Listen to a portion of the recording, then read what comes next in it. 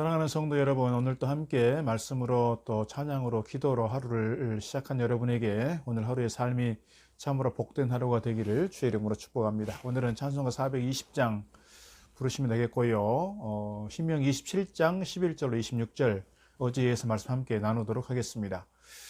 어제 말씀드린 것처럼 이스라엘 백성들이 가나안 땅에 들어가게 되면 이제 이스라엘이 6개 지파를 에발산에, 그리고 6개 지파를 그리심산에 세워서 에발산에 선 지파를 향하여는 저주를 선포하고 그리심산에 선 지파들을 향하여 축복을 선언하라 이런 말씀인데, 단순하게 이 지파에 대한 저주, 지파에 대한 축복이 아니라 축복에 대해서 말씀할 때는 하나님 말씀을 지켰을 때 어떤 축복이 임하는지, 그리고 저주에 대한 말씀을 할 때는 하나님께서 기뻐하시지 않는 일을 행했을 때, 그리고 하나님 말씀에 대하여 불순종하게 되었을 때 어떤 저주가 내리는지 이런 걸 설명하는 겁니다. 그리고 이 에발산과 이 그리심산 중간에 이렇게 세겜이라고 하는 도시가 있는데, 그 세겜이라고 하는 도시는 지금도 여전히 있고요. 야곱의 우물이 지금도 있습니다. 그 야곱과 관련된 그 세겜만이 아니라 사실은 아브라함 때부터 중요한 의미를 가지고 있는 도시입니다. 하나님께서 부름을 받고 처음 가나안 땅에 들어가게 됐을 때 세겜에 있는 상수리 나무 아래에 있을 때 하나님께서 그에게 나타나셔서 내가 너와 너희 후손에게 이 땅을 주겠다 약속한 그 부분이 오늘 이 세겜성이기 때문에 그렇습니다. 어쨌거나 후에 이 모세가 죽고 여호수아가 이렇게 지도자가 되면서 이스라엘 백성들이 이제 요단을 건너가게 되고 여리고성을 정복하고 가나안 아이성을 정복해 가는 과정, 그리고 이 가나안의 정복 전쟁을 차근차근히 치러가게 됩니다. 그런데 이 여리고성을 들어가게 될 때는 하나님께서 그에게 말씀하시는 것들 있죠. 하루에 한 바퀴씩 돌고 마지막에 또 이렇게 여러 바퀴를 돌아서 함성을 지르면 난공불락의 요새인 지금에 있는 고고학자들도 그 성이 어떻게 무너질 수 있었을까라고 의아심을 가질 수밖에 없는 그 단단한 요새, 그 성이 무너지게 되는 걸 그들이 친히 순종을 함으로써 경험하게 되는 것이고요. 그래서 여리고성을 점령하고 여리고성에 승리합니다.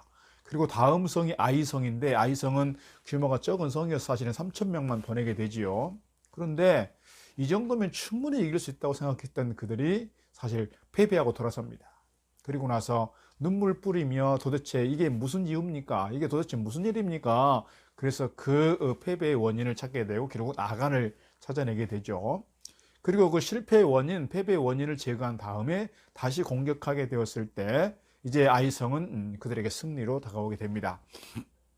그리고 나서 오늘 아까 말씀드린 것처럼 에발산과 그리심산에 있는 이 양쪽 지파를 향해서 이렇게 축복을 선언하고 저주를 선언하게 됩니다.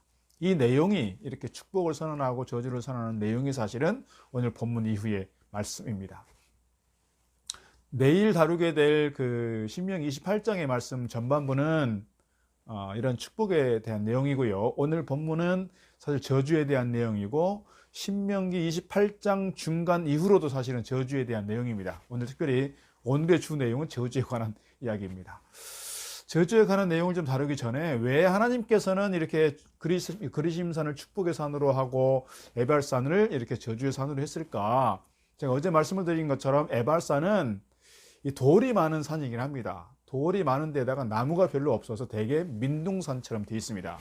그러나 이 그리심산은 토양이 좋고 그리심산에서 이렇게 나무가 좀 많이 있는 그런 또 양지 바른 곳에 있는 산이다, 이렇게 이해하시면 될 것 같습니다. 그래서 덜리치라고 하는 주석가는 이렇게 말합니다. 하나님은 이렇게 자연을 통해서도 우리에게 교훈하시는데 그리심산은 항상 햇빛을 바라보는 산이요, 에발산은 항상 햇빛을 등지고 있는 산이기 때문이다, 이렇게 얘기했습니다. 이것도 맞는 얘기겠죠.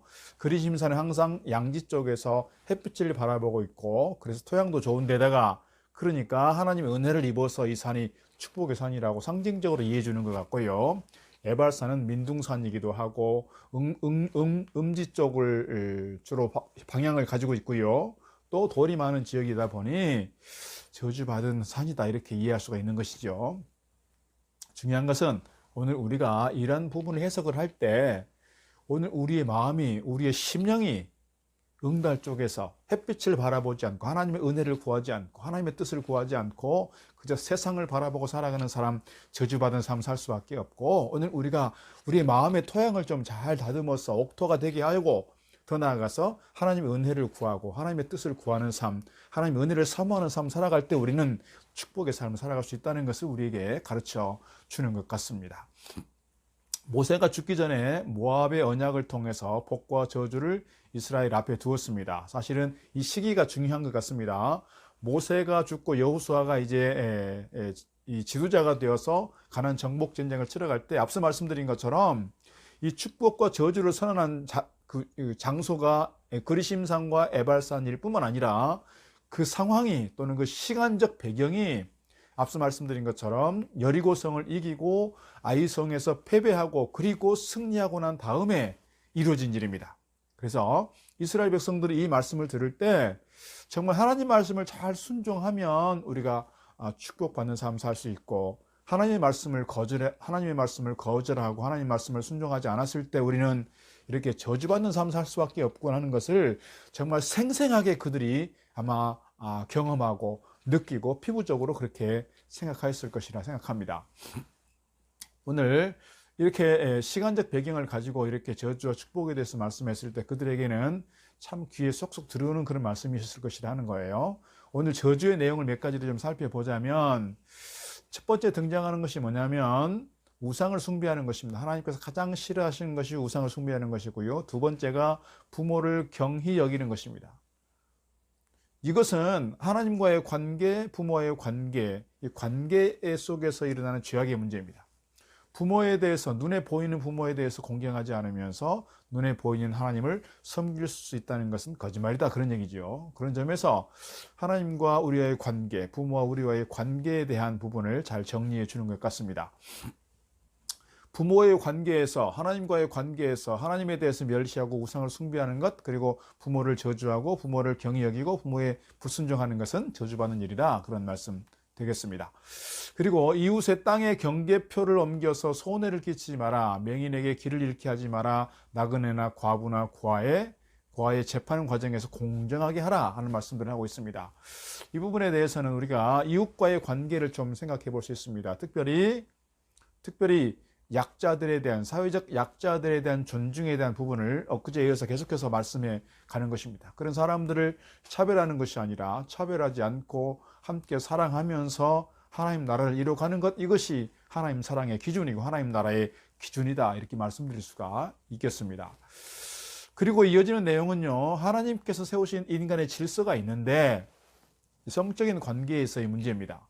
그러니까 아버지, 아내와 동침하는 것, 이것은 친어머니라기보다는 아마 의붓 어머니일 것입니다. 보통 당시에 이제 일부 다체가 많이 허용됐으니까요. 루벤이 자기 친엄마가 아니고 아버지의 다른 아내와 동침했던 것처럼 그렇게 얘기할 것입니다. 그리고 또 짐승과 교합하는 것, 또 여러 가지로 근친상간하는 것, 이것은 하나님 앞에서 질서를 깨트리는 것이기 때문에 저주받는 일이다, 그런 이야기고요. 마지막 부분에서는 인간 관계 속에서의 잔인한 죄의 결과, 그래서 사람을 죽이는 거라든지 사람을 죽이도록 뇌물을 준다든지 뇌물을 받고 사람을 죽이는 거라든지 이런 살인의 문제, 살해의 문제에 있어서 이것은 저주받은 일이다, 이렇게 말씀하고 있습니다. 이 모든 말씀에 한 절 한 절 매 절마다 반복되는 말씀이 있습니다. 그것이 뭐냐면 아멘할지어다, 아멘할지어다. 하나님께서 우리에게 무슨 말씀을 주시든지 나에게 은혜가 되고 감동이 되고 나에게 뭔가 좀 이렇게 긍정적인 것만이 아니라 내 삶을 바로 세워가고 나에게 어떤 죄를 깨닫게 하고 나의 삶을 건강하게 세워가는 데 있어서 어떻게 보면 쓴 약일지라도 그것을 내가 아멘하고 받아들일 수 있을 때 하나님께서 기뻐하신다는 거예요. 그래서 오늘 말씀에서 계속해서 반복하여 아멘할지어다, 아멘할지어다 말씀합니다. 마지막 부분도 또 그렇습니다. 이 율법의 말씀을 실행하지 아니하는 자는 저주를 받을 것이라 할 것이요 모든 백성은 아멘할지니라. 하나님께서 우리에게 주신 말씀을 따라서 오늘도 아멘하는 삶 되기를 바라고, 아멘의 삶을 통해서, 그리고 순종과 어떤 헌신과 결단의 삶을 통해서 오늘 우리의 삶이 에발산의 삶이 아니라 그리심산의 삶으로, 복된 삶으로 이어지기를 주의 이름으로 축복합니다.